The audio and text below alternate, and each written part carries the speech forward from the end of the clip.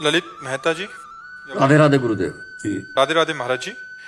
महाराज जी, आपके चरणों में कोटि कोटि प्रणाम। महाराज जी, मेरे पिताजी अपने जीवन काल में मुझसे कुछ वचन दिए थे उन्होंने। आज उनके मरने के बाद माता जी कहती हैं कि आपको उनके वचन मानने की कोई आवश्यकता नहीं है। महाराज जी, मुझे अपने पिता के कथनों के साथ चलना चाहिए या नहीं करना चाहिए? हमको पहले पता चले कि पिता ने क्या वचन दिए थे।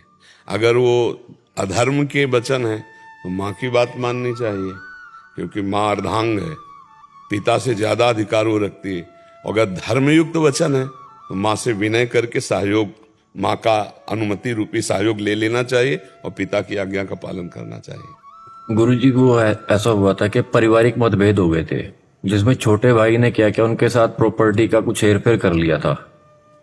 और बाद में उसके बाद उसके और उसके ससुराल वालों ने उनके साथ गाली गलौज बहुत ज्यादा की, बहुत अभद्र व्यवहार किया। पिता ने क्या कहा?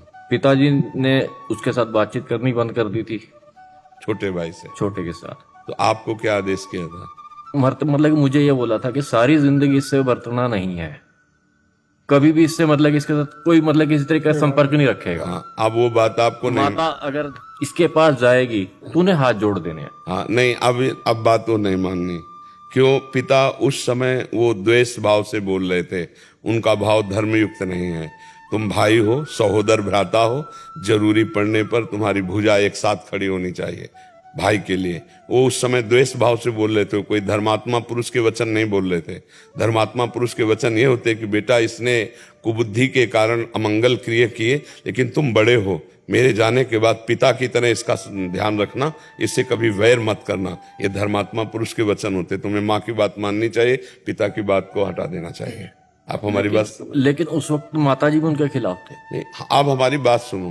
तुम पिता के समान हो, वो अभद्र व्यवहार आपसे कर सकता है, आप नहीं। आप गंभीर बनो, आप जैसे अपने पुत्र को क्षमा करते हैं ऐसे सहोदर भ्राता है।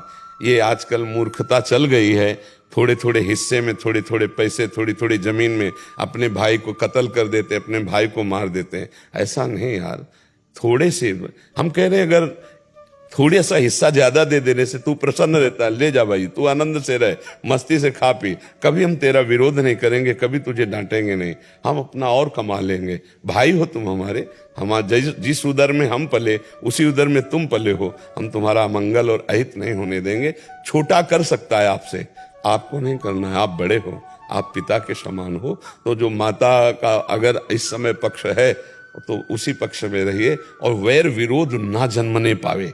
नहीं, आज तुम वैर विरोध करके जाओगे, कल तुम्हारे बच्चों में वैर विरोध होगा। और वो वैर विरोध जब पांडवों और कौरवों में बढ़ा, धृतराष्ट्र नहीं संभाल पाए, तो विनाशकारी लीला हो गई। इसलिए मुझे लगता है कि बहुत गंभीर होकर वैर विरोध का नाश कर देना चाहिए। हाँ, अगर वो बहुत प्रतिकूल है तो हम उस बात से दूर हो जाते हैं, और हमारे अंदर उसके प्रति वैर विरोध नहीं होगा। आवश्यकता पड़ने पर हम उसके पक्ष में खड़े मिलेंगे, ऐसा भाव होना चाहिए। गुरुदेव, मतलब कि जो प्रॉपर्टी है अपने आप छोड़ चुका हूँ। हाँ, वैसे हम, मतलब उसका जो आचरण है बहुत गलत आचरण होता जा रहा है। माता के प्रति भी उसका आचरण बहुत गलत है, सामाजिक तौर पे भी गलत है, लेकिन माता फिर भी। तो आप उसका आंतरिक त्याग कर दीजिए, बाहर विरोध वैर नहीं। जैसे पड़ोसी अपना रहता हो, गंदा हो तो हमारा क्या अधिकार? वो भी भारत में रहने का अधिकार तो रखता है। तो तू भाई रहे, हमारा तेरे से मतलब नहीं। लेकिन कभी तो अगर हमारे से सहयोग मांगेगा तो मैं तुम्हारे सहयोग में खड़ा हूं। और अगर कभी प्यार से बात करे तो उसको समझा देना चाहिए, तेरे आचरण बहुत गलत है भाई, तुझे सुधार लेना चाहिए। और ना माने तो फिर त्याग। त्याग का मतलब होता है अंदर से ना बुरा ना भला। त्याग का मतलब यही होता है ना, अंदर से वो त्याग नहीं होता, वो द्वेष होता है, जो अंदर से बुरा मानकर। नहीं भाई, तेरा आचरण तू जाने, तुझे जो चाहिए ले ले, तू आनंद ले जाकर, और उदासीन हो जाए। त्याग भाव में तो आनंद रहता है। अगर हमें द्वेष अंदर रहा किसी भी व्यक्ति से, तो परमार्थ में नहीं चल पाएंगे हम। द्वेष किसी से नहीं रखना, घोर पापी से भी द्वेष नहीं रखना। ये उसका आचरण, वो अपना भोगेगा, हमारा आचरण हमारा है। भाई राधे राधे, अपने अपने मार्ग में से चले। क्यों भाई जी? गायत्री शर्मा।